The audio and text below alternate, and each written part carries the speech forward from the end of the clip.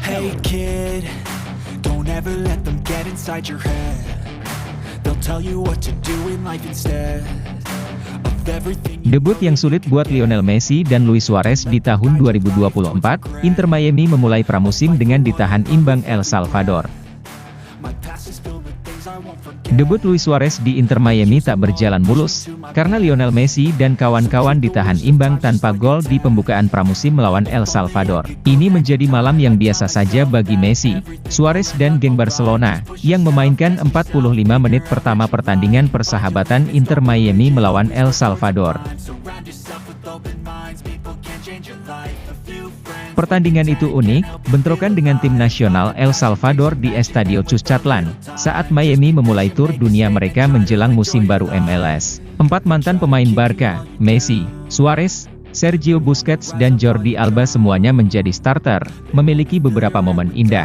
Tapi momen-momen itu hanya sedikit dan jarang terjadi. El Salvador bisa dibilang tampil lebih baik di babak pertama, menghasilkan beberapa peluang bagus di awal. Inter Miami sempat menunjukkan aksi bagus di penghujung babak pertama, dengan kombinasi dari legenda Barca tersebut. Tapi ketika babak kedua dimulai, 4 bintang Teherons keluar dari pertandingan, yang membuat penonton kecewa. 45 menit kedua terbukti lebih seru, dengan sejumlah konfrontasi sengit antara kedua tim, namun akhirnya berakhir tanpa gol. Diperkirakan akan kalah, El Salvador berjuang keras melawan Inter Miami yang bertabur bintang dan mungkin merupakan tim yang paling mungkin mencetak gol di sini. Tapi di sisi lain, kiper Mario Gonzalez menunjukkan penampilan yang solid untuk membuat Inter Miami gagal mencetak gol. Jarang sekali Anda bisa memberitahu siapapun di pertandingan semacam ini bahwa Anda mampu membuat Suarez dan Messi tidak mencetak gol. Musim lalu ia sedikit dibayangi oleh rekrutan klub besar lainnya, tapi Facundo Farias tiba di Inter Miami dengan harapan besar.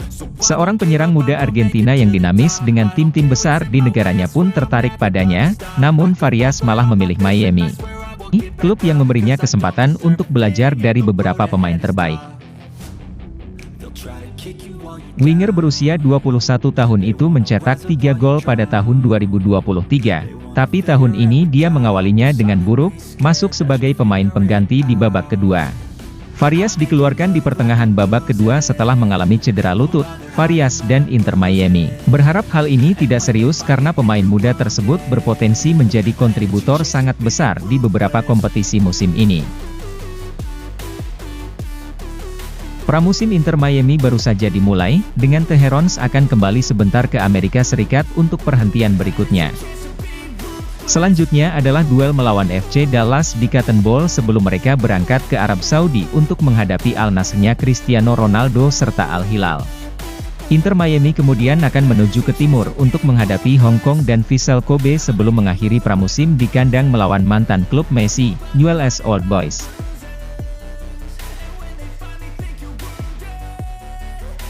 Paulo Dybala mengaku sempat membenci sosok Ronaldo, penyebabnya tentu rivalitas Cristiano Ronaldo dengan Lionel Messi yang merupakan kompatriot Dybala di timnas Argentina.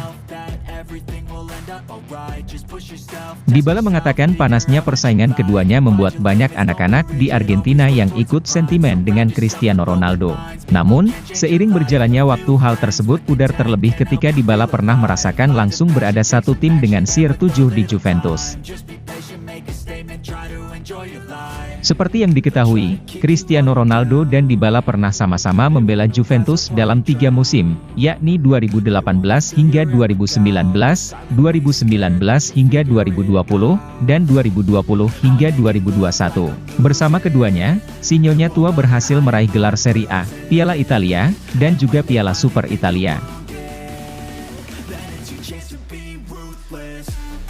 3 tahun yang baik bersama Cristiano, tim sangat kuat dan dia memberi kami sesuatu yang ekstra. Persaingan antara dia dan Lionel Messi sangat terasa di Argentina. Dan sebagai seorang anak-anak, tentu saja saya selalu berada di sisi Messi, ujar Dybala dilansir dari laman Goal International, Kamis, 18 Januari 2024. Suatu kali kami berada di pesawat untuk bertanding, saya berada di belakang dan dia duduk agak ke depan. Pada satu titik dia datang kepada saya untuk berbicara tentang sepak bola dan hal-hal lain. Kami biasa mendiskusikan kehidupan kami secara umum dan jadi saya berkata kepadanya, saya pada dasarnya membencimu saat anak-anak. Meski demikian, Dybala mengatakan sentimennya dengan Cristiano Ronaldo di masa kecil sama sekali tak mempengaruhi hubungan keduanya saat memperkuat Juventus. Pemain yang saat ini berseragam AS Roma itu bahkan mengaku punya hubungan baik dengan mega bintang asal Portugal tersebut. Terlepas daripada itu, kami selalu memiliki hubungan yang baik juga berdialog dengan bagus di tim, ujar Dybala menambahkan. Tak dapat disangkal, Thomas Müller termasuk dalam jajaran pesepak bola terhebat dan tersukses. Statistiknya bersama Bayern Munich luar biasa. Prestasinya pun menggunung, bahkan, soal statistik gol dan assist, dia ternyata lebih hebat dari Zinedine Zidane. Akan tetapi, Müller sama sekali tak merasa pantas dibanding-bandingkan, apalagi disejajarkan dengan Zidane atau Lionel Messi. Dia menilai ada hal lain di luar statistik yang membuat kedua pemain itu jadi legenda, itu adalah keindahan dan kemampuan menyihir lewat permainan. Statistik mentah seperti gol dan gelar tentu saja faktor penting, namun pada akhirnya, sepak bola lebih dari itu, sihirnya juga terletak pada keindahan dan keanggunan. Urai Thomas Müller soal statistiknya yang luar biasa bersama Bayern Munich. Dia menambahkan, aku pernah membaca bahwa aku punya keterlibatan dalam gol lebih banyak dari Zinedine Zidane, namun aku tak mau menipu diri. Soal sihir dalam permainan dan estetika sepak bola, para penyihir macam Messi atau Zidane benar-benar berbeda kategori denganku.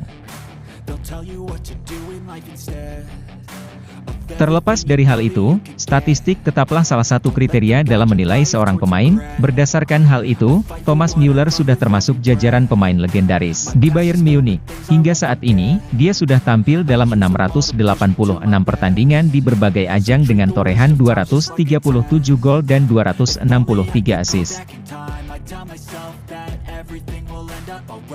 Soal assist, Müller sudah berada di posisi teratas, dia unggul jauh dari Frank Ribery yang hanya mengemas 182 assist. Adapun soal gol, dia berada di posisi ketiga. Hanya Gerd Müller dan Robert Lewandowski yang punya koleksi gol lebih banyak dari dia. Der Bomber mengemas 568 gol, sedangkan Lewandowski mencetak 344 gol. Satu rekor yang kian didekati Müller adalah total penampilan bersama Bayern yang dipegang Sepp Maier. Dia tinggal butuh 20 pertandingan lagi untuk menyamai rekor 706. Penampilan sang kiper legendaris, rekor itu sangat mungkin bisa dipecahkan karena Müller masih punya kontrak hingga 2025. Meskipun demikian, Müller tak terobsesi dengan hal itu. Bayern benar-benar bagian penting dalam hidupku, akan tetap seperti itu saat nanti aku tak lagi bermain di sini. Statistik bukanlah yang terpenting bagiku, pengalaman dan berbagai momen yang kumiliki bersama tim, klub, dan fan jauh lebih penting, kata lagi.